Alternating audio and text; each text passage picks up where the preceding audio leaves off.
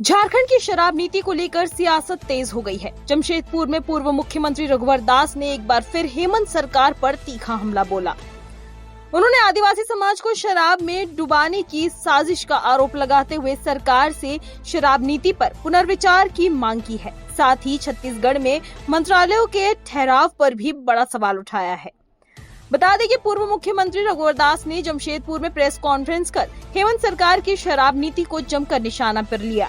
उन्होंने आरोप लगाया कि जनजातीय समाज के युवाओं और महिलाओं को शराब में डुबोकर झारखंड को लूटने की साजिश रची जा रही है। रघुवर दास ने कहा कि आदिवासी समाज की महिलाएं हमेशा शराब के खिलाफ सड़कों पर उतरती है, लेकिन सरकार जानबूझकर आदिवासी इलाके में शराब की दुकानें खोल रही है। उन्होंने सुझाव दिया कि आदिवासी क्षेत्रों में शराब नहीं बल्कि शिक्षा और स्वास्थ्य पर निवेश होना चाहिए। सिर्फ शराब नीति ही नहीं, रघुवर दास ने छत्तीसगढ़ के रायपुर स्थित माईफेयर होटल में झारखंड के मंत्रियों और विधायकों के 7 दिनों तक ठहरने पर भी सवाल उठाया। उन्होंने पूछा कि उस खर्च का जिम्मेदार कौन है, सरकार या शराब माफिया, और पूरे मामले की सीबीआई जांच की मांग की। का काम करते वहीं उनके सुपुत्र आदरणीय हेमंत सोरेन जी के मुख्यमंत्री काल में किस तरह आदिवासी समाज के क्षेत्र में अधिक से अधिक दुकान खोलने का भी इसमें प्रावधान किया। यानी अब जिस प्रकार 2 दिन से हम देख रहे हैं कि पीएसी की बैठक के बाद जो हमारा जनजाति समाज सामाजिक संगठन आज सड़क पे आंदोलन कर रहा है, मैं उनको साधुवाद धन्यवाद देना चाहता हूँ। जो ये सरकार की नीति है, सरकार सस्ता, और आज समाचार पत्र में मैंने भी पढ़ा कि अब दुकान 10 बजे बढ़ाकर 11 बजे। मैंने झारखंड का जो हमारा जनजाति समाज है उसको दारू पिला के आप मस्त रखो और आप झारखंड को लूटते रहो। तो ये जो आदिवासी समाज के नौजवान लड़कियां, जो आदिवासी बच्चों का सपना है, उस सपने का किस तरह शराब नीति के माध्यम से जो शराब जो परोसने का काम होगा, निश्चित रूप से उससे जनजाति समाज को बहुत क्षति है। और आप सब भी जानते हैं कि शराब को लेकर झारखंड में अक्सर जो हमारी झारखंड की बहनें, खासकर आदिवासी महिलाएं, मुखर होकर सड़क पर आंदोलन करते हैं। तो ऐसे समय में मेरी सरकार को सलाह होगी कि आप जनजाति क्षेत्र में, आदिवासी क्षेत्र में कम से कम आप दुकान खोलें, क्योंकि ऐसी जनजाति समाज हमारा गरीब है, शिक्षा से दूर है। अगर आपको इसके बीच काम करना है तो शिक्षा और स्वास्थ्य के क्षेत्र में जो हमारे आदिवासी समाज में सेक्सुअलिज्म, कुपोषण जैसी समस्याओं पर सरकार को चर्चा पीएसी में इस सब पर होनी चाहिए। तो पीएसी में चर्चा हो रही है कि दारू कैसे अधिक से अधिक बिके। इसके साथ ही साथ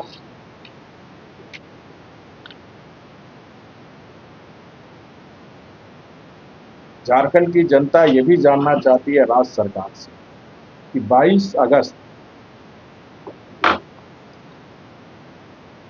अगस्त को हेमंत सरकार के 32 विधायक माननीय मुख्यमंत्री हेमंत सोरेन जी ने छत्तीसगढ़ के एक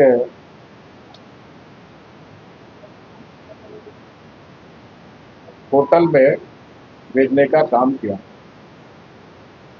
तो झारखंड की जनता सरकार से जानना चाहती है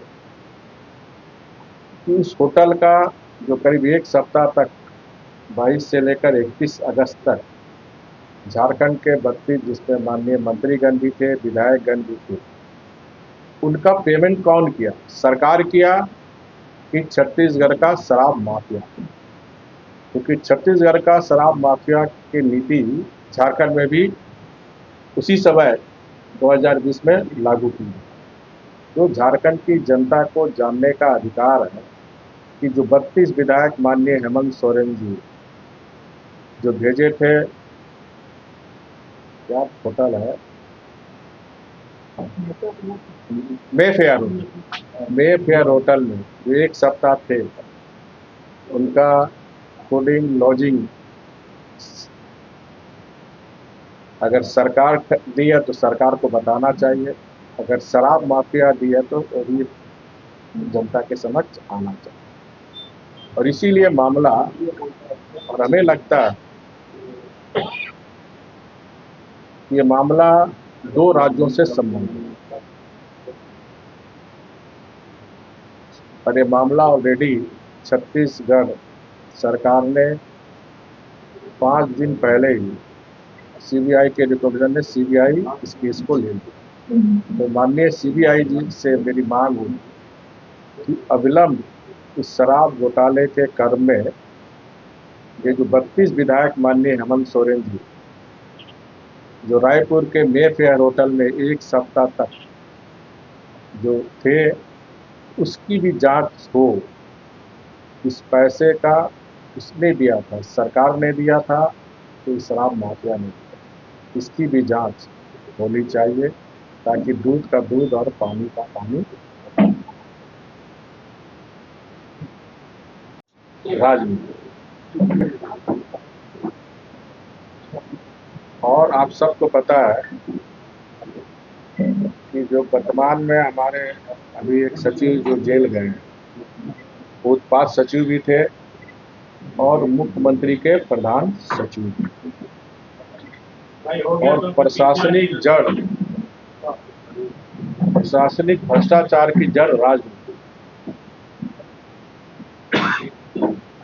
अभी ये सीबीआई की जिम्मेदारी है, इस पे जड़ पे कौन तह तक पहुंचने की जरूरत है।